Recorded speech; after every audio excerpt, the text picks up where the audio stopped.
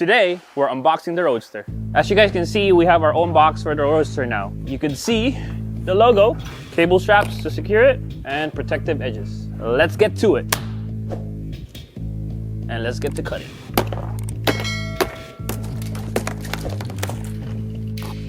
Get the edges off. Oh, and there's another box inside. I'm going to lift. Go down, Trevor. Now, little help on this side. I need you to lift the flap on this side, on my side. What do you mean? That flap. Oh, gotcha. Cool.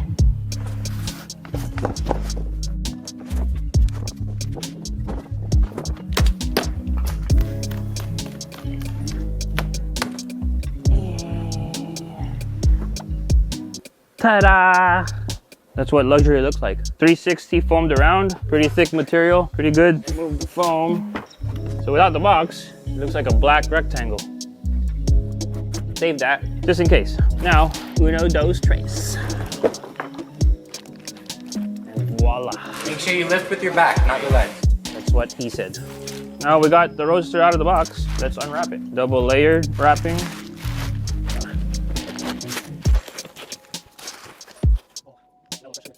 They put foam around, which is good. This is typically oily. In this case, it's not too oily, which is a lot better than the prototype unit. Get rid of that. Sounded like Gordon Ramsay. Let the knife do its work. You got your stem. Be mindful that your stem is loose and it will wobble everywhere once you take it out. So what I would do, start with the stem. They inserted the screws already so it doesn't get lost, and we need to remove these. So I need to get my tools. Just kidding, I'm not getting my own toolkits because you guys are getting your own toolkits. So this is your second box that you're gonna be getting in the mail. Keep an eye out. In here is your fenders and toolkits. 2 fenders, they are the same, you can't flip it. You get your charger, 7 amps of power here. And something I didn't know about, a carbon fiber toolkit. A little fancy there. Very nice touch. Let's open it up, see what's inside. And there you have it. You got some foams, screws, very important, and more screws.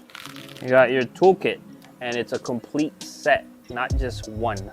So that's a freebie for you guys. And one of the most important tools in your garage that tends to get lost all the time is, let me know down in the comments. Now, let's unscrew these screws. Pretty nice. Black goes from 1.5 all the way to 8. Yeah, it's a complete set, but in this case, you only need the 5. The nice thing is you have a ball end, and this is very useful for starting to strip screws. So you have a ball end and your regular hex end. So I'll grab the 5, twist this a little bit so I could reach the back, and then slowly unscrew. Remember, you're gonna have a nut and a washer, 3 of them.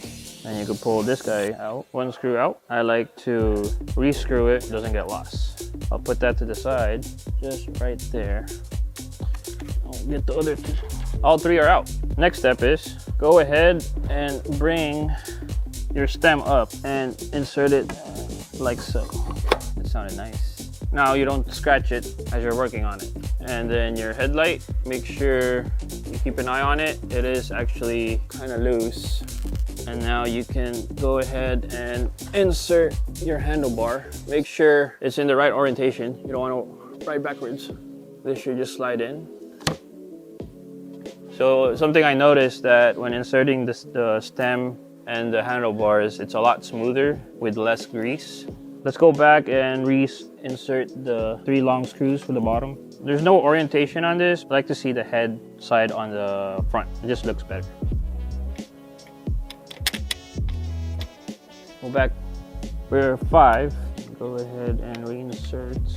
It should shoot out the back. And yes, it did. That means we're in line. Okay, now all 3 is inserted. Go ahead and grab this guy, the one that you always lose, and tighten it. Doesn't have to be too crazy tight.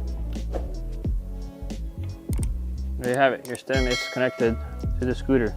Look at that, guys. Magura, yummy. And they actually have the good brake pads on them. Also, they upgraded these braids. These are nicer looking, and each wire is actually braided. Cool, let's work our way on the top. We will need more screws.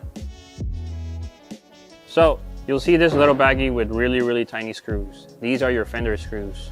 We'll save that for later. These, the big boys, are for your handlebar. I may need to take my gloves off for this one. It should be 4 for your handlebar, and then you have this short one, which I'll show later, for your headlight mount.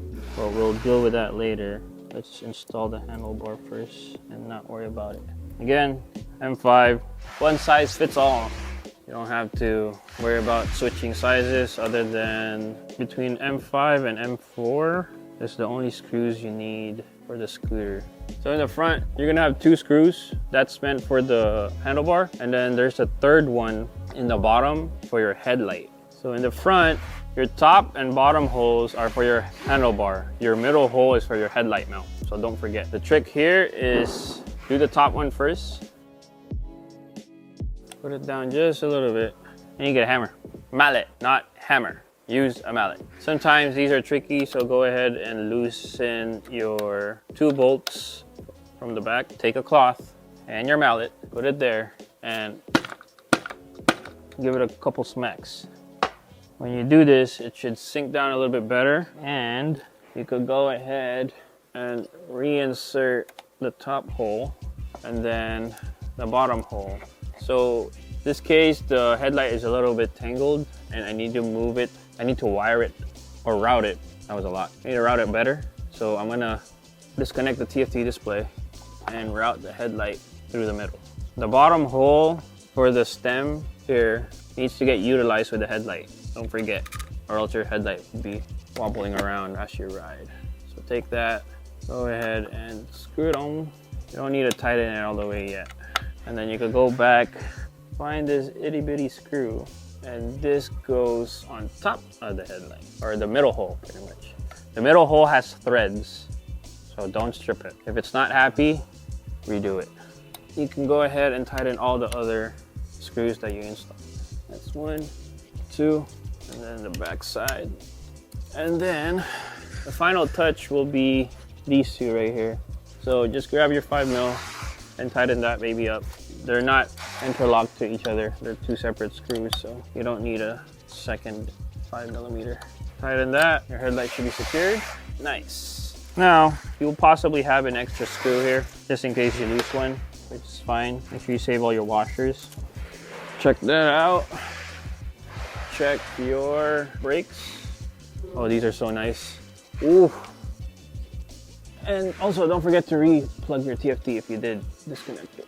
Now we're gonna work on the handlebar. Stem's on, handlebar's on. Let's remove the TFT. Remember, you have clear tape. Check your handlebars or your grips. Make sure they're not moving. Button's good. TFT button is also good. Throttle is not moving. And then check your brakes. These are, oh, it's so nice.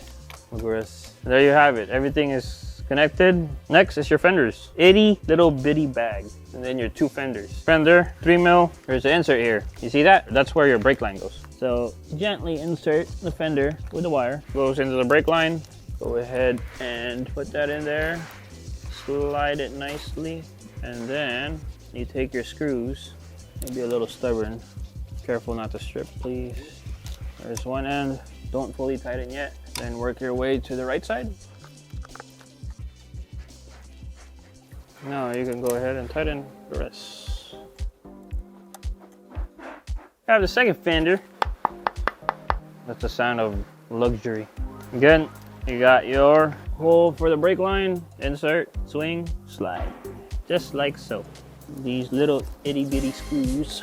Do the same thing as you did. This one's tough to do. Trying to show you guys. Being on camera is hard. Let's see the deck lights today. Turn on the turn signals. Front, let's do the front. And then, last but not least,